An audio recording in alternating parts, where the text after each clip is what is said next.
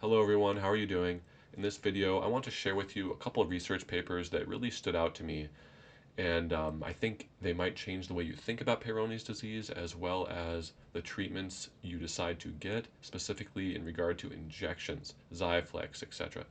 So this is primarily about hourglassing, indentations, and hinging and buckling. And yeah, let's just get started. So as always, my Peyronie's guide is available at neomanportal.com, so you can get that there if you like. So let's just hop right into this. The first paper by Matthew Ziegelman from the Mayo Clinic, a famous researcher and urologist there. This is a paper that is quite recent, October last year.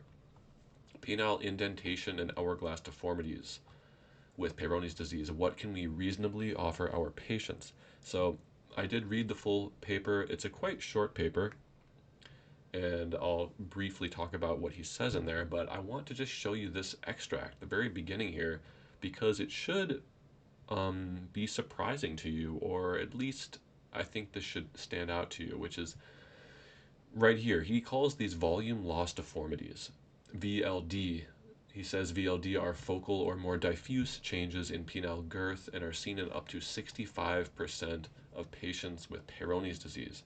So 65% of patients with Peyronie's disease have this, which is to say that these make up the majority of Peyronie's cases, or at least are seen in the majority of Peyronie's patients. It's kind of an interesting way of stating it, but I think that it's quite obvious to me that this is the case. It's been obvious to me for a long time. One of the first videos I made on Peyronie's disease was on the kind of myths of Peyronie's disease and how most men have this kind of diffuse range of symptoms, bending, and volume loss. And out of the hundreds of men or thousands I've spoken to or read about, I've only seen a small number of men that present themselves with this classic upward bend with a hard lump on top. That is the way Google Image shows it. That's kind of the old model, but that is not what the majority of Peyronie's cases look like. And I think perhaps the research is just skewed because those are extreme cases. But as we can see right here, the majority of men have this. And so going on, he says that these these deformities, these volume loss deformities, are harder to treat. They are associated with more significant symptom bother and can be more challenging to treat. So this is the thing, is that most modern or mainstream, I should say, treatments for Peyronie's disease are aimed at this classical model of the disease, such as Xiaflex. The point of Xiaflex is to dissolve scar tissue and attack this kind of scar. But in these cases, when there is possibly no obvious scar even there, and it's just kind of this diffuse fibrosis, does Xiaflex really even help that much? That's the question. Xiaflex has been shown to help with hourglassing and hinging, but not as much as verapamil. And so that brings me to the next paper. Um, Before I go to the next paper, though, I will say that I did read this full paper, and he says that ultimately traction is probably, at least my my reading of this paper is that traction is the most effective thing for hinging, for these volume loss deformities, for hourglassing. In my case, traction by hand smoothed out my indentations, my hourglassing completely removed my indentations and made that area totally smooth.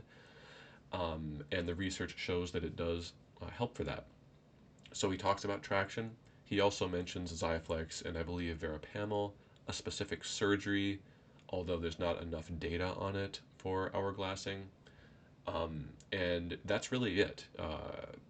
Again, it's a short paper, nothing really too impressive in it because, again, I think this is, I mean, as you can see, it's just not talked about enough. There needs to be kind of a paradigm shift here with what we consider Peyronie's to be. So, okay, going back, we're going to go back to 2014 or 2015, a study by a number of people, including Tom Liu from the University of California, San Francisco. And this is called Pearls of Wisdom Injection Therapy for Peyronie's Disease. Pearls of Wisdom. There's Tom Lu right there, the legendary Tom Lu. So he refers, or they refer to these volume loss deformities as non curvature deformities here. Now, this is very important, and I want you to really pay attention to this. If you get anything from this video, let it be this, because this paper has always stood out to me, the wording they use here. So let's look at this. Verapamil seems to have a superior outcome for deformities that are not purely curvature in nature. But this is where it gets interesting. Our surgical experience has shown us that the area of indentation is a contracture rather than an area of underlying corporal fibrosis. Interesting. The dorsal plaque is associated with abnormalities in the intracorporeal struts, which causes local contracture. Our theory is that verapamil and or the associated hydrodistension allows the struts to expand and thus corrects these types of abnormalities. So look at the wording here. This is the first time in the Peyronie's literature, or the only time, a lot of these words have really been used. These struts, these contractures, and I have to say, so okay, this is very important for several reasons, but I have to say that in my experience, it's really been about opening up these contractures in the penis, keeping those areas open so they can breathe via traction by hand, targeting it, and actually bending, stretching your penis in a certain direction against the curve sometimes to open up these contractures. Also, heat allows blood flow to get in there. And then next we have this idea of hydrodistension. So, okay, what is hydrodistension? So, what he means here is that what is actually causing the Peyronie's symptoms to lessen in these cases is just the fluid in the penis from verapamil, not even the drug.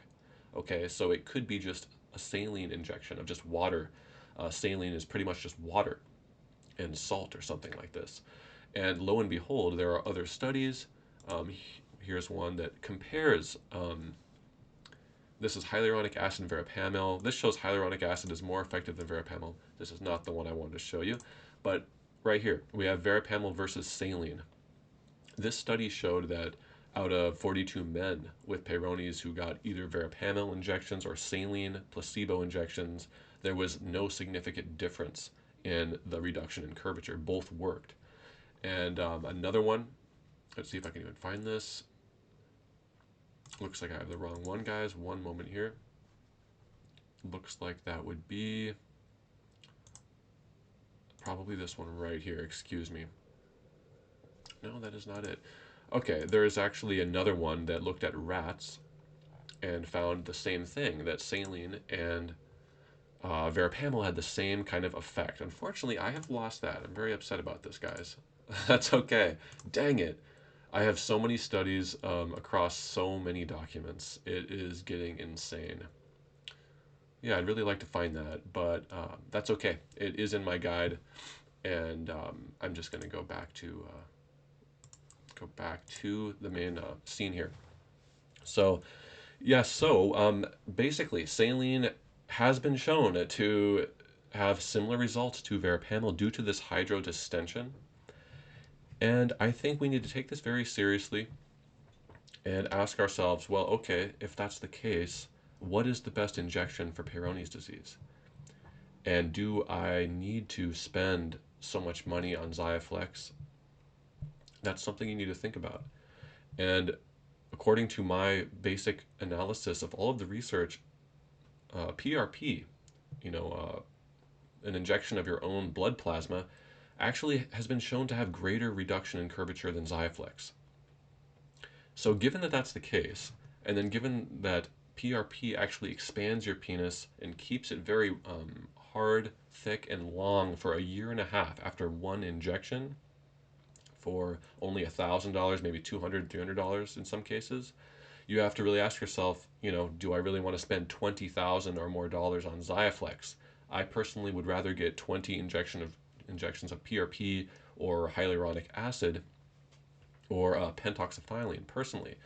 So I think, and also with PRP, I think that at least it's my impression. I don't know this, but it's my impression that PRP gives you a longer lasting hydrodistension or fill in your penis than anything else. I don't think that Verapamil and Xiaflex really do that. Please let me know if you've experienced a thicker penis for a year or what have you after Xiaflex or Verapamil. But the thing about PRP is that, if anything, people report this extra volume and it really makes a difference.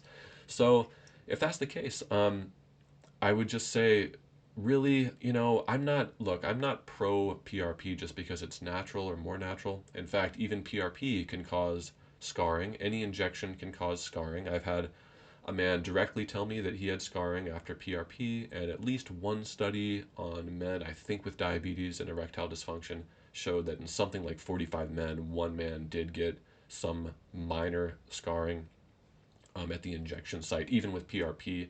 So I think all injections have a risk. I'm not really pro injection uh, in particular, but I think if you're going to do it, I think, given that PRP has such good results, and then given that it has this extra expanding ability, I would say PRP is probably the better bet over Xiaflex. So you can see all that data in my guide, and I'll be talking more about that in the future. But that's just, I think it's worth considering. Even Verapamil probably still, worth doing in many cases. If I could choose which injections I would get in order of my favorite, it would definitely be PRP, hyaluronic acid, and pentoxifylline, then Verapamil, and then last Xiaflex. But with Xiaflex, it can be more effective at breaking apart large scars because that's what it does. So, research has shown that Xiaflex is more effective on these large, more harder scars, whereas if you have softer scars, something like Verapamil would be better. And I think PRP would be even better because, again, you're expanding that tissue outward. So that's pretty much it. I'm very disappointed I couldn't find that rat study. That I've quoted that study on the forums before, but it doesn't matter. Again, it's in my guide somewhere. So I think that's about it, guys. But just try to keep in mind. I, I guess another thing I will finally state here at the end uh, is that Xiaflex has gotten a lot more research than any other injection. And the reason for this is because of its price tag, in my opinion. It has the most money behind it, so it has the most studies with the most men in it. But I will note that there's a couple things to note. First, PRP studies are increasing. There are many more studies since I first even spoke about PRP. There was a recent study just published last year, and there's an ongoing clinical trial. Unfortunately, the clinical trial going on right now excluded men with hourglassing and indentations, which is so unfortunate. I don't know why, but that is besides the point. Basically, there are more PRP studies now. There are a lot more Xiaflex studies. However, the Xiaflex studies tend to have men with higher degrees of curvature, possibly showing better results. And men in these Xiaflex studies are also instructed to stretch their penises by hand afterwards. So, if that's the case, you have to imagine what kind of results men would have with PRP or any other injections if they were also stretching by hand.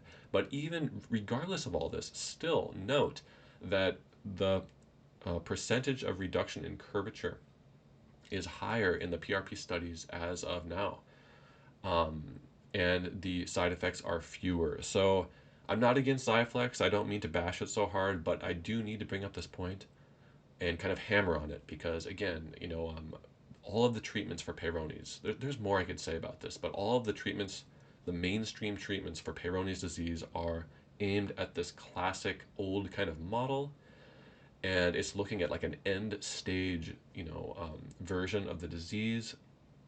Um, you know, and they tend to be more expensive. Even Shockwave, Shockwave is quite expensive. If you end up having 6 sessions, I think that's something like $3,000. I might have to double check that number, but it is expensive. And so we have this problem where ideally we would be offering PRP at more clinics, or urologists would be offering that, but it's not something that can be patented, okay? Because it's just your own blood plasma. Same with heat. How are you going to patent heat? Same with traction. You can patent these devices and then make the devices somehow unique, such as with Restore X, you can add this extra function to it and patent that. But I think we need to go back to the basics and look at what is really working here. And I'll tell you that keeping your penis filled out, opening up those contractures, and doing a lot of traction, I think that's really the most important thing to do in addition to the metabolic side of it. So I know I'm kind of ranting now, but I did want to share those papers with you, and I think I did that, minus the one rat study. Um, but again, that's in my guide, and lots more to talk about in the future, guys. But thank you so much for watching. That's going to be it in this video. Please let me know if Verapamil or Xiaflex did give you that hydrodistension and for how long. I really think that's very important, and I'd love to hear from you. Thank you so much for your time, and I'll catch you guys next time. Bye bye.